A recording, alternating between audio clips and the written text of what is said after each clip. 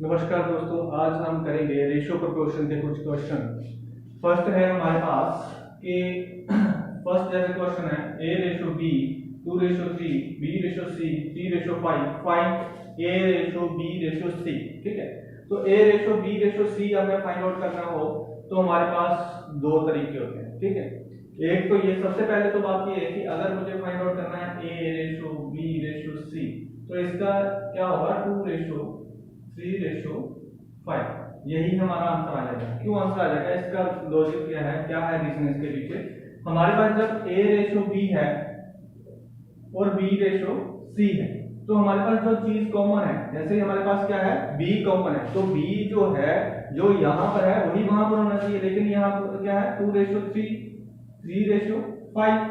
अब हमारे पास ये दोनों जो है वो सेम ही है, b जो है कॉमन है और दोनों जगह पर सेम है, तो हमें इसको चेंज नहीं करना पड़ता, सीधा डायरेक्ट किया जाता है 2 रेशो 3 रेशो 5 आ जाता है।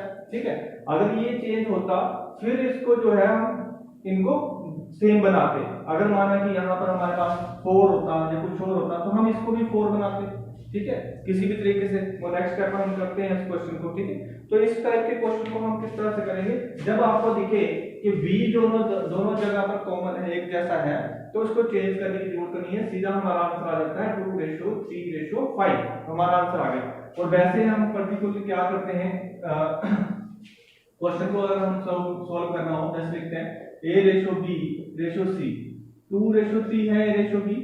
ठीक है, और b रेशो c क्या है c रेशो 5, तो इसको इससे मल्टीप्लाई कर दिया 6 आ गया, इसको इससे मल्टीप्लाई कर दिया 9 आ गया, इसको इससे मल्टीप्लाई कर दिया 15 आ गया। जब दोबारा से देखो, अब ये सारे जो है वो एक ही नंबर से डिवाइड हो जाते हैं, मतलब रेशो दोबारा से बन जाएगी, 3 से कट जाएगा 2 रेशो 3 रेशो 5, वापस वही आ गया हमारे पास 2 रेशो 3 रेशो 5। तो इस तरीके से जो है हम इस तरह से इसको कर सकते हैं। कोई भी क्वेश्चन होगा जब हमारे पास यहाँ कुछ डिफरेंट आ जाता है, तो जब हम इससे करेंगे तो हमारे पास सीधा डायरेक्ट हमारे पास आंसर आ जाएगा। ठीक है, तो इसका मेन मकसद तो हमारा यही होता है कि इक्वल करना। जैसे नेक्स्ट क्वेश्चन करके देखते हैं, दोनों तरीकों से करके देखेंगे। देखते हैं नेक्स्ट क्वेश्चन। अब इस क्वेश्चन में आपको क्लियर होगा, देखो पहले क्या था, यहाँ पर 3 था, अब चेंज होकर क्या कर दिया, इसको 4 कर दिया। अब हम क्या करेंगे, अब हमें निकालना हो कि a ratio b ratio c निकालना है, तो हमारे पास है 2 रेशो 3। ठीक है, 2 रेशो 3 आ गया। अब इसकी जो है b यहाँ पर क्या है 4 है, तो 4 रेशो हमने b के नीचे सीधा नीचे यहाँ पर लिखना है 4 लिख दिया, 4 रेशो हमारे पास आ गया 5 आ गया। अब हम क्या करेंगे, इन दो को मल्टीप्लाई कर दो, 4 2 जा 8, 4 3 जा 12, 5 3 जा 15। तो मेरे पास जो रेशो आ गई है वो रेशो आ गई है मेरे पास 8 रेशो 12 रेशो 15। तो ये जो है क्वेश्चन को हम इस तरह से करेंगे तो हमारे पास सीधा क्वेश्चन आ जाएगा। अब हमें क्या करना पड़ा है, इनको हमें डिफरेंट है क्योंकि हम इक्वल सीधा ही ले सकते हैं, क्योंकि यहाँ पर 3 है वैल्यू, यहाँ पर 4 है। देखो दोबारा फिर एक चीज और करके बताता हूँ, a रेशो b और b रेशो c, हमारे पास था a रेशो b 2 रेशो 3 और b रेशो c 4 रेशो 5। अब ये जो बीच में जो कॉमन है हमारे पास b जो है, उनकी वैल्यू जो है वो अलग अलग है। अब इनको क्या करना पड़ता है, हमें सेम करना पड़ता है। जब सेम करेंगे तो इसमें क्या होगा, जैसे यहाँ पर 3 है, 3 4 को 3 को 4 तो नहीं बना सकते, ये कर सकते हैं कि हम क्या करेंगे, इसको इससे मल्टीप्लाई कर देंगे। तो क्या करेंगे, 4 से मल्टीप्लाई कर दिया तो ये हमारे पास 12 बन गया। जब हम इस 4 से इसको मल्टीप्लाई करेंगे तो इसके साथ वाले को भी मल्टीप्लाई करेंगे, तो यहां पर भी हमारे पास क्या हो गया 8 आ गया। समझ में आई बात। और यहां पर जब 4 से मैंने इसको मल्टीप्लाई करा 12 बन गया, 3 से मैं इसको मल्टीप्लाई करूंगा ये भी 12 बन जाएगा, और फिर 3 से मुझे इसको भी मल्टीप्लाई करना पड़ेगा तो ये 15 बन जाएगा। ये तो कॉमन आ गया हमारे पास, v की जो है वो रेशो हमारे पास सीधा वैल्यू आ गई, तो ये बन गया हमारे पास 8 रेशो 12 रेशो 15।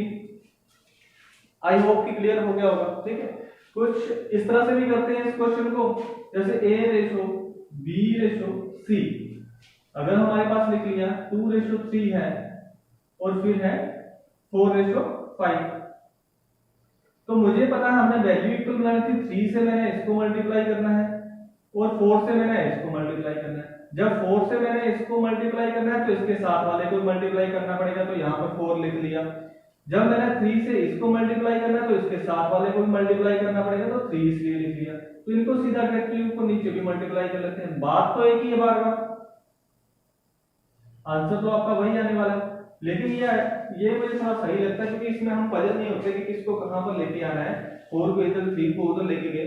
जब हमारे पास कोई और एक डी भी आ जाता है फिर बच्चा थोड़ा सा पजल दिखता है मुझे इस चीज में, तो मुझे ये सही लगता है, इसलिए मैं तो बोलूंगा कि इस तरीके से आप आराम से कर सकते हो।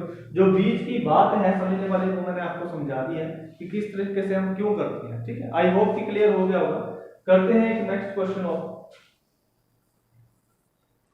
तो ये है हमारे पास नेक्स्ट क्वेश्चन जिसमें हमारे पास दिया है a रेशो b 2:3 है, b रेशो c 4:5 है, c रेशो d 2:1 है। तो हमने फाइंड आउट करना है a ratio b ratio c ratio d। तो हमने ये चीज फाइंड आउट करनी है। तो इसमें हम क्या करेंगे, सबसे पहले a ratio b ratio c ratio d। तो हमारे पास a रेशो b कितना है 2:3 है, b रेशो c कितना है, b रेशो c बोला है तो b की वैल्यू 4 है, रेशो 5 है।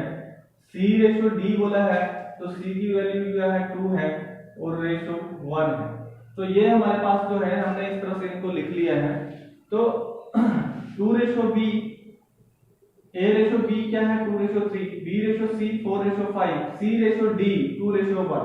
ठीक है, आई होप कि आपको समझ आ गया होगा कैसे लिखना है इसको। अब क्या करेंगे, हम इनको तीनों को लास्ट वाले को डायरेक्ट मल्टीप्लाई करेंगे।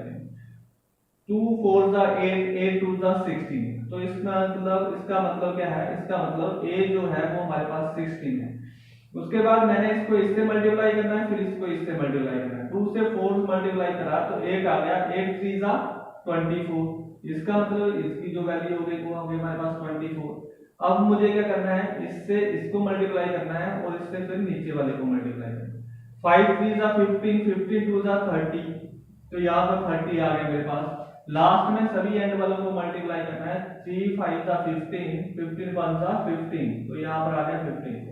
तो मेरे पास जो रेशो आ गई a ratio b ratio c ratio d, तो वो आ गई हमारे पास 16 रेशो 24 रेशो 30 रेशो 15। ये हमारे पास आ गई ratio a ratio b ratio c ratio d। I hope कि आपको ये भी चीज क्लियर हो गई होगी।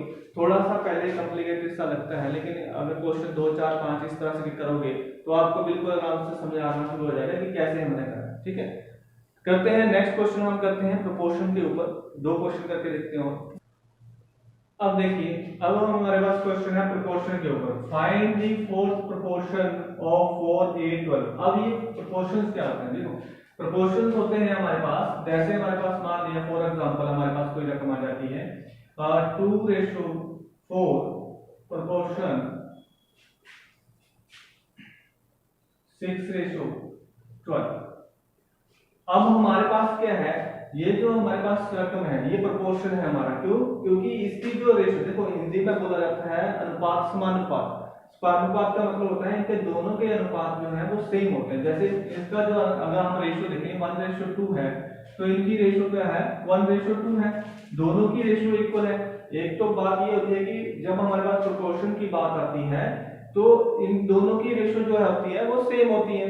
और इसे हम बोलेंगे फर्स्ट प्रोपोर्शन, इसको बोलेंगे सेकंड प्रोपोर्शन, इसको बोलेंगे हम थर्ड प्रोपोर्शन। ये है हमारे पास फोर्थ प्रोपोर्शन। ठीक है, ध्यान में रखना इस प्रोपोर्शन की बात कर रहा हूं जिसमें ये हमारा सेकंड प्रोपोर्शन है, ये थर्ड प्रोपोर्शन है, ये फोर्थ प्रोपोर्शन है। और इस सभी में क्या होते हैं 4 प्रोपोर्शन होते हैं हमारे पास। ठीक है, तो 4 प्रोपोर्शन हमारे पास है।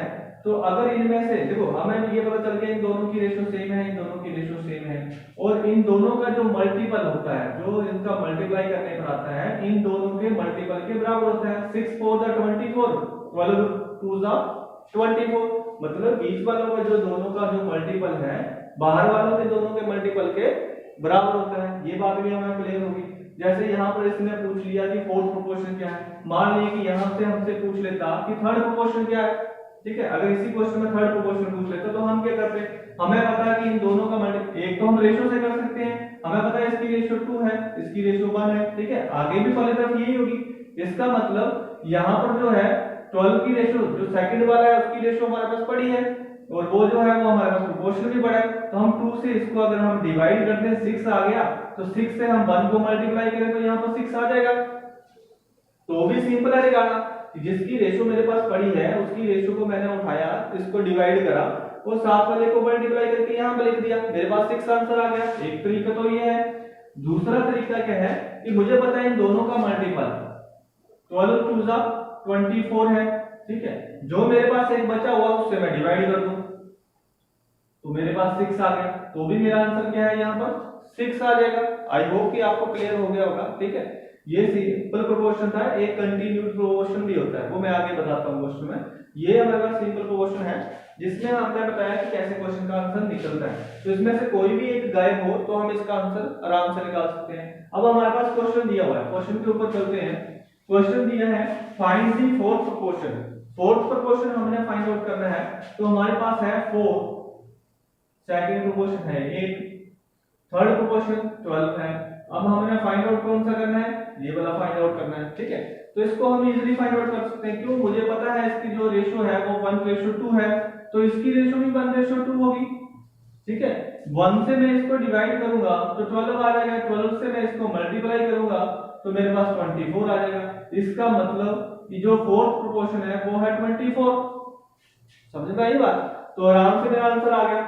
अगर मुझे दूसरे तरीके से निकालना होता है कि इन दोनों का मल्टीपल इन दोनों के मल्टीपल के बराबर होता है, तो ये तो यहाँ पर है नहीं। अगर इसको फाइंड आउट करना हो जैसे दूसरे वे से, सेकंड वे से, इसको मैं मिटा देता हूँ, तो उसको भी इजीली कर सकते हैं। मुझे पता है कि 12 8 96 होता है और एक बचा हुआ है, दूसरा साथी इसका है नहीं, तो इससे हम इसको डिवाइड कर देंगे तो 24 आ जाएगा, तो भी मेरे पास आंसर आ गया 24। आई होप कि आपको पता चल गया होगा कि कोई भी प्रोपोर्शन हमें फाइंड आउट करने के लिए दिया हो इनमें से 4 प्रोपोर्शनों में से, तो हम इजीली इनको फाइंड आउट कर सकते हैं। देखते हैं नेक्स्ट क्वेश्चन। और तो ये है हमारे पास लास्ट क्वेश्चन, हम इसको जल्दी से करेंगे। Find the third proportion of 7 and 14। 7 और 14 का थर्ड प्रोपोर्शन निकालना है। देखो अब थर्ड प्रोपोर्शन बोला है तो हमारे पास तो दो ही है, ठीक है, दो प्रोपोर्शन ही है। इट मींस ये है कंटिन्यूड प्रोपोर्शन। कंटिन्यूड प्रोपोर्शन में क्या होता है, हमारे पास फर्स्ट प्रोपोर्शन ये वाला होगा 7 और ये होगा हमारे पास मीन प्रोपोर्शन। मीन प्रोपोर्शन का मतलब होता है कि ये भी साथ में यहीं से कंटिन्यू होता है, ठीक है। 14 से ही आगे कंटिन्यू होगा। 14 जो है वो मीन प्रोपोर्शन है और ये वाला थर्ड प्रोपोर्शन होता है। यहाँ पे ये फर्स्ट प्रोपोर्शन होता है, ये आपका जो है वो मीन प्रोपोर्शन होता है और ये आपका थर्ड प्रोपोर्शन होता है। पहले वाले में फर्स्ट सेकंड थर्ड फोर्थ अलग अलग होते थे। यहाँ पर जो है कंटिन्यूड प्रोपोर्शन में आपके पास क्या होगा 7 है और ये बीच में वाला जो होगा वो मीन प्रोपोर्शन होगा और ये हमारे पास थर्ड प्रोपोर्शन होगा जिसको हमने फाइंड आउट करना है, ठीक है। तो हमें पता है कि ये दोनों का या तो आप वही चीज है कि या तो इनकी रेशो इनकी भी सेम ही होती है, ठीक है। जैसे 7 रेशो ये है 2 है, सॉरी 1:2 है, तो यहाँ पे 1:2 ही होगी, ठीक है। तो मतलब कहने का 14 आपके पास आ गया, तो 14 से जो है 2 से 1 से डिवाइड करा 14 आ गया, 2 से मल्टीप्लाई करा तो हमारे पास 28 आ गया, ठीक है। इस तरह से भी आ जाएगा। या इन दोनों को मल्टीप्लाई करोगे, इन दोनों को मल्टीप्लाई करा तो हमारे पास आ गया 196। 14 का स्क्वायर कितना होता है 196 आ गया। 7 से डिवाइड कर दिया तो हमारे पास आ गया 7 2 14 और 5 बच गए 86, 7 8 56 हो गया मेरे पास। तो मेरा आंसर आ गया 28। तो यहाँ पर जो है तब भी मेरे पास 28 आ गया। आई होप कि आपको क्लियर हो गया होगा। अब इसमें देखो दो चीजें हैं, ये तो हमने पता चल गया कि फोर्थ प्रोपोर्शन हमारे पास कैसे आया, वो तो हम पहले भी निकाल रहे थे, ठीक है। 28 आ गया। अगर बाय चांस हमारे पास यहाँ पर मीन प्रोपोर्शन निकालना हो, अब देखो हमारे पास अगर यहाँ पर 14 नहीं है और मुझे ये मीन प्रोपोर्शन निकालना हो तो इसमें क्या करते हैं, ये फर्स्ट प्रोपोर्शन है, ये आपके पास जो है वो थर्ड प्रोपोर्शन है, ठीक है। तो इसका मैं क्या करूंगा first proportion into third proportion का अंडर रूट, ठीक है। तो हमारे पास जो है इन दोनों का अंडर रूट बोला है, तो 7 इंटू 28 का अंडर रूट 196 का अंडर रूट इक्वल टू 14। तो मेरे पास यहाँ पर 14 आ गया।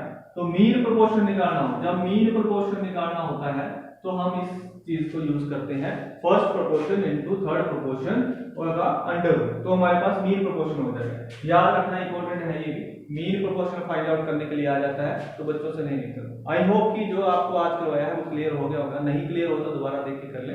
थैंक यू सो मच, मिलेंगे अब नेक्स्ट वीडियो में जल्दी।